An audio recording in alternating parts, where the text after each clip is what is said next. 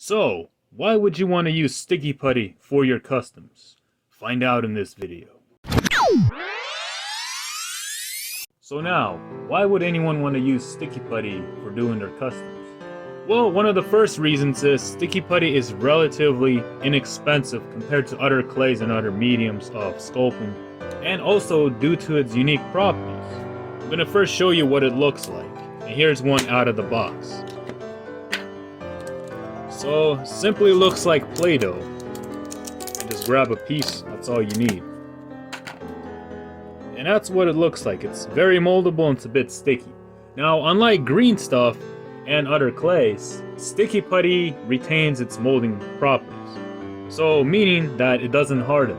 And it also remains sticky over time. Now, this is a new one that I opened up, but I also had an old one that I had for about a year and a half.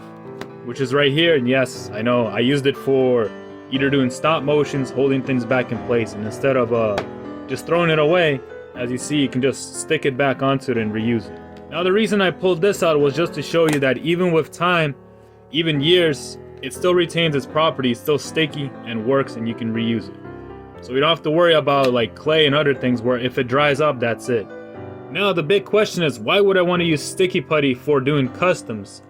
Especially if it's not going to harden and keep its shape, and if I grab it in the wrong way or something, it's going to smudge and mess up the work I put into it. And the answer to that question is, it's ideal for beginners and if you want to practice your molding techniques such as hair pieces and other features, and to save up money, and I'm going to get into that a little bit more. For example, with green stuff, which I'm not covering in this video, green stuff has about an hour and a half work time before it hardens up. So once you mold it, that's all the time you get. Meaning with less time, let's say you're a beginner, you wanted to mold something, you kind of don't know what you're doing. You have this piece of clay. Well, let me use this for example. So you mold something, you're messing around and it gets hard. So it's not ideal for beginners. And also green stuff is pretty expensive. Something like this can cost around $20 to $15, depending where you get it. So you want to use it wisely. And that's why I also recommend, instead of starting with this, you start with Sticky Putty. Because Sticky Putty compared is inexpensive. A pack like this costs about maybe $3 to $5 on average, about 4. So like $3.99. So it's pretty inexpensive and you can use it indefinitely for so many uses. Not like you use it and throw it out. As you've seen right here, you can still reuse this for other technical uses and save the good stuff like this for other ones. Now why this is great is because let's say you want to try to see how something would look like, or maybe experiment with it. So for example, I'm going to use a little bit of Sticky Putty and I'm going to make a hair mold. A very simple one. I'm just going to grab a small piece of Sticky Putty, fold it over, and just put it on like that. Fold it in. Now of course this is just a very quick way of doing things. You can also get out a toothpick. For example, lines. You can also use something like a knife or a scalpel. But I'm just going quick to show you an example of things you can do. Just get rid of that. Just work the hairlines a bit. Now, of course, it's not ideal and it's just a very quick example. But you kind of get an idea. If you wanted to try a hairpiece like this, how it would look like on your figure. And just grab a little more, you can make a beard.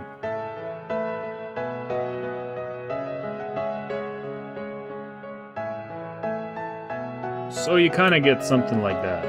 Now if you want a character for a custom or a stop motion that has a great beard such as Santa Claus or a wizard, I mean this looks actually pretty good as it is. And that's me putting minimal effort into it. You know, if you use other tools, you really sculpt it out, you can get some really interesting results. As I said, the Sticky Putty is going to be there. If you don't like it, you just mold it and start over. You can take all this apart and just redo it again. So once you establish something you would like, you got a little bit of practice, then you can apply it to the green stuff. So that way it doesn't become a waste and you actually get what you want. And that's kind of the main idea and the main reason of using it. Now all that aside, originally I did not have green stuff to work with and it was just Sticky Putty. And I thought, you know, why don't I do it as an experiment and actually mold the shape and then paint over it like a little coating? Because when I used acrylic paint, I thought, since acrylic paint dries up almost into a rubbery plastic kind of material, if you cover it, it'll provide like a little coating, like a little shell to keep the form. And surprisingly it held up, but you have to be a little bit careful. one where I did Nico from GTA 4. Not ideal, but as you can see, I put the little bit of hair. And overall, it does the job. So you can still move around and hold it, just, don't overpress it. But if you're not really doing it for stop motion where you're going to be moving a lot, just having it as a nice display or a custom figure is a really good idea. Another one I did was Pliskin from Escape from New York. Now in terms of Pliskin, the hair was a lot thicker, so it is a little bit more rubbery. But after a while it held up. It gets the job done. It's a cheap way if you don't want to spend on green stuff and you just want to have a cheap alternative. Just use a sticky putty and some acrylic paint and you'll get the job done.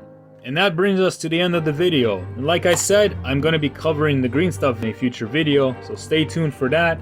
And as far as Unfriendly Porcupine goes, he will also do a video with more awesome uses and tips for Sticky Putty. Now, if you found this video useful or helpful, make sure to give it a like. And if you don't want to miss out on any other future projects that me or Unfriendly Porcupine do, or any more other cool tips that we would love to share with you guys, make sure you hit the subscribe button. And as well as the notification bell, just to stay tuned. And with that, I leave you, take care, and thank you for watching.